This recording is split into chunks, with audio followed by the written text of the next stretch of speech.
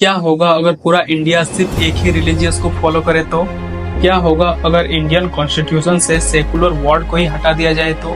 ये जो रिलीजियस के नाम पे देश में दंगे होते हैं, बाहर से आए लोगों ने पत्थरबाजी की है, गाड़ियां फोड़ी है, घरों तक आग लगाई है, गांधी मार्ग सागर बैंक उस पर पत्थरबाजी की है। इस मुख्यमंत्री जी से मेरी मांग है कि जिन्होंने ये सब किया प्लानिंग के साथ, उन सभी को कड़क शासन होना चाहिए। इसी में रामनवमी और होली जैसे फेस्टिवल्स में मस्जिदों को तिरपाल से ढके जाते हैं।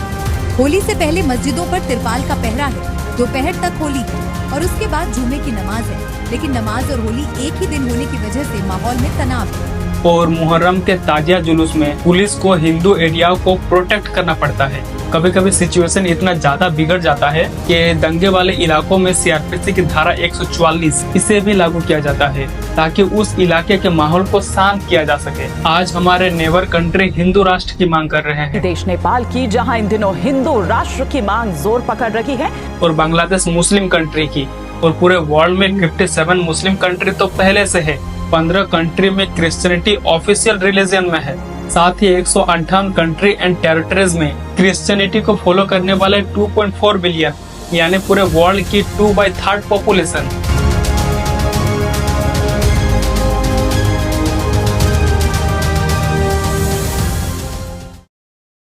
रिलीजियस बेस पे बनने वाली वर्ल्ड की पहली कंट्री आर्मेनिया, जहाँ के 97% पॉपुलेशन क्रिश्चियनिटी को फॉलो करते हैं। यहाँ क्रिश्चियनिटी की शुरुआत 301 AD में होता है, जब वहाँ के king trades III officially Christianity को अपनाते हैं। तभी से आर्मेनिया फर्स्ट क्रिश्चियन कंट्री और रिलीजियस बेस पे बनने वाली वर्ल्ड की पहली कंट्री बन जाती है। वहीं सहारा अफ्रीका के इथियोपिया में 4th सेंचुरी यानी कि 330 AD में वहाँ के किंग अजाना क्रिश्चियनिटी को अपनाते हैं और उस टाइम इथियोपिया भी एक रिलीजियस कंट्री बनता है। PEW 2012 के रिसर्च के अकॉर्डिंग वर्ल्ड की 232 कंट्री एंड टेरिटरीज में 157 कंट्री ऐसी है जहाँ क्रिश्चियन मेजोरिटी में है। वर्ल्ड की 15 कंट्री ऐसी है जहाँ क्रिश्चियनिटी ऑफिशियली रिलीजन में है। इन 15 कंट्रियों के नाम आप इस वीडियो में पॉज करके देख सकते हैं। लेकिन ये जो 15 क्रिश्चियन कंट्री है, इसमें इथियोपिया का नाम कहीं नहीं है। इसके पीछे रीजन ये है कि 330 से 340 AD के बीच इथियोपिया में एसेसिनेशन हो जाता है। वहाँ की गवर्नमेंट चेंज हो जाती है, साथ ही पिछले सरकार द्वारा बनाया गया सारे रूल एंड रेगुलेशन वो सब भी चेंज हो जाते हैं। प्रेजेंट टाइम में वर्ल्ड में सबसे ज्यादा फॉलो किए जाने वाला रिलीजन क्रिश्चियनिटी है, जिनके फॉलोवर्स पूरे वर्ल्ड में 2.3 से 2.4 बिलियन तक है। अगर वर्ल्ड के सेकंड सबसे लार्जेस्ट फॉलो किए जाने वाले रिलीजियस की बात करें तो वो है इस्लाम।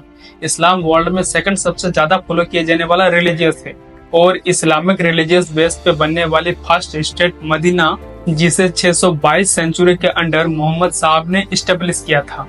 तभी से मदीना वर्ल्ड की फर्स्ट इस्लामिक स्टेट मानी जाती है। आज पूरे वर्ल्ड में 15+ कंट्री ऐसी है जहां मुस्लिम पॉपुलेशन मेजोरिटी में है और इनमें से 30 कंट्री ऐसी है जहां 90% से ज्यादा लोग इस्लाम को फॉलो करते हैं। साथ ही 20 कंट्री ऐसी है जहां की 50 से 80% पॉपुलेशन मुस्लिम है और इन 50+ कंट्रियों में 26 कंट्री ऐसी है जो कॉन्स्टिट्यूशन के बेस पे इस्लामिक स्टेट है। इन सारे कंट्रियों के नाम आप इस वीडियो क्लिप में इजीली देख सकते हैं। आज इस्लाम को फॉलो करने वालों का पॉपुलेशन पूरे वर्ल्ड में 1.9 बिलियन है। 3rd नंबर पे वो रिलीजन आता है जिसे वर्ल्ड में सबसे पुरानी मानी जाती है। या तो ये कहे कि दुनिया के सबसे पुराने धर्म वैदिक धर्म, जिसे सत्य सनातन या हिंदू धर्म भी कहते हैं। इस रिलीजियस को फॉलो करने वालों का पॉपुलेशन पूरे वर्ल्ड में 1.2 बिलियन है। पूरे वर्ल्ड में 53 कंट्री ऐसी है जहाँ हिंदुओं की संख्या तो है, लेकिन सिर्फ 3 ही कंट्री ऐसी है जहाँ हिंदुओं की पॉपुलेशन मेजोरिटी में है। इनमें से पहला है इंडिया, दूसरा है नेपाल, तीसरे में है मॉरिशस। इसके अलावा भी कुछ कंट्री ऐसी है जहाँ हिंदू पॉपुलेशन तो है पर मेजोरिटी में नहीं है। इन सब कंट्री के नाम भी आप इस वीडियो क्लिप में देख सकते हैं। इस रिलीजन को वर्ल्ड की 1.2 बिलियन पॉपुलेशन फॉलो तो करती है, बट वर्ल्ड में ऐसी कोई कंट्री नहीं है जो हिंदू रिलीजियस बेस पे बनी हो। 1904 में जब गोरखा और ब्रिटिशर्स के बीच ट्रीटी साइन हुआ, तभी से नेपाल एक नया कंट्री बना जो हिंदू रिलीजियस बेस पे बना था। लेकिन 2006 में जब नेपाल मोनार्की से डेमोक्रेटिक कंट्री बना, तब से नेपाल भी एक सेकुलर कंट्री है।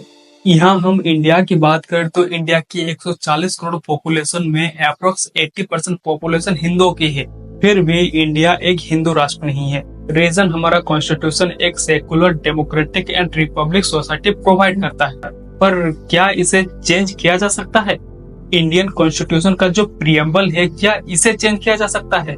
तो इसका आंसर है यस, प्रियम्बल में भी चेंज किया जा सकता है। इंडियन कॉन्स्टिट्यूशन के पार्ट 20 में आर्टिकल 368 में पार्लियामेंट को ये पावर है कि ये किसी भी प्रोविजन में किसी भी प्रावधान को जोड़ सकते हैं, बदल सकते हैं या इसे कैंसिल भी कर सकते हैं। और ये हुआ भी है 42 अमेंडमेंट एक्ट 1976, जब प्रियम्बल में 3 वर्ड जोड़े गए।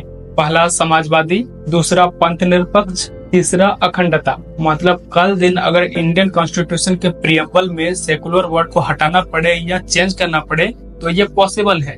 जिस तरह अभी नेपाल में हिंदू राष्ट्र के लिए प्रोटेस्ट हो रहे हैं, लोग हिंदुत्व का झंडा लेकर कहीं धरने पर बैठ रहे हैं तो कहीं सड़कों पर उतर रहे हैं, ठीक वैसा ही जब कुछ दिन पहले बांग्लादेश में गवर्नमेंट का एसेसिनेशन हुआ, शेख हसीना के रिजाइन देने के बाद मोहम्मद यूनुस पावर में आए थे, तब बांग्लादेश में भी रिलीजियस बेस पे होने वाले प्रोटेस्ट हमने देखे थे।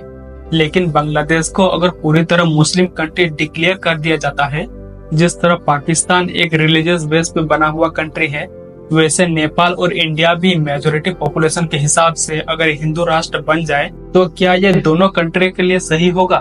दुनिया के बाकी कंट्री जो रिलीजियस बेस पे बनी हो, चाहे वो क्रिश्चियन कंट्री हो या फिर मुस्लिम कंट्री, सेम रिलीजन में भी वायलेंस एंड वार होते हैं। वर्ल्ड के सबसे ज्यादा मेजोरिटी वाले रिलीजन क्रिश्चियनिटी में भी वार के एग्जाम्पल है। फर्स्ट है 1618 से 1648 तक 30 साल तक चलने वाला ये वॉर, जिसे 30 ईयर वॉर भी कहा जाता है, ये रोमन एम्पायर में लड़ा गया था, जो 2 क्रिश्चियन ग्रुप, एक कैथोलिक दूसरा प्रोटेस्टेंट के बीच हुआ था। दूसरा है फ्रेंच वॉर ऑफ रिलीजन, जो 1562 से 1598 तक 36 ईयर तक लड़ा गया था। और ये वार कैथोलिक और हुगेनॉट्स, जो एक फ्रांसीसी प्रोटेस्टेंट ग्रुप था, इनके बीच रिलीजियन टेंशन से हुआ था। इसके अलावा भी क्रिश्चियंस के बीच रिलीजियस के वजह से बहुत सारे वार हुए। एग्जाम्पल क्रोडेस 1096 से 1291 तक, एल्बिजेंसन क्रूसेड 1209 से 1229 तक, war of the 3 kingdoms, sectarian violence among Christians, persecutions of Christian and the second Sudan civil war 1983 से 2005 तक। ये जितने भी वार्स है ये हमेशा क्रिश्चियंस के अलग अलग ग्रुप के बीच में हुआ है। रीजन क्रिश्चियन में भी अलग अलग कम्युनिटी होने की वजह से इनके रूल्स में भी चेंजेस आ जाते हैं। और ये अलग अलग कम्युनिटी जैसे रोमन कैथोलिक, ईस्टर्न ऑर्थोडॉक्स और प्रोटेस्टेंट, मेनली ये 3 ब्रांचेस होते हैं। पर इसके अलावा भी और भी बहुत सारे ग्रुप्स होते हैं जिसको आप यहाँ पे देख सकते हैं। जिस तरह क्रिश्चियंस अलग अलग ब्रांचेस में बटे होते हैं, ठीक इसी तरह कॉन्सेप्ट इस्लाम में भी है। एग्जाम्पल सुन्नी मुस्लिम्स, शिया मुस्लिम्स, सूफी मुस्लिम्स। इस्लाम में ये 3 ब्रांचेस मेनली होते हैं, लेकिन इसके अलावा भी और भी अलग अलग टाइप्स के होते हैं जिनके नाम आप इस लिस्ट में देख सकते हैं। और इन ग्रुप्स के बीच में भी हिस्ट्री में बड़ी बड़ी वार रिलीजियस बेस पे लड़ी गई है। एग्जाम्पल द मुस्लिम कुरैशी वार, ये मार्च 624 में स्टार्ट हुआ था, जो एक तरफ मोहम्मद के सपोर्ट में और दूसरी तरफ अरब पैगन कुरैशी ट्राइब्स के बीच हुआ था। इसी के तरह और भी कई लड़ाई मुस्लिम ट्राइब्स के बीच लड़ा गया, जैसे सुन्नी शिया डिवाइड, जिसे Syrian civil war and the war in Yemen के नाम से भी जाना जाता है। अफगान मुजाहिदीन, तालिबान एंड नॉर्दर्न अलायंस, ये सारे ग्रुप फॉरेन पावर को अपने देश से हटाने के लिए आपस में लड़ते रहते हैं। और भी बहुत सारे वार के एग्जाम्पल है जो मुस्लिम ग्रुप्स के बीच लड़ा गया था। और मुस्लिम ग्रुप्स के बीच अभी तक जितने भी वार हुए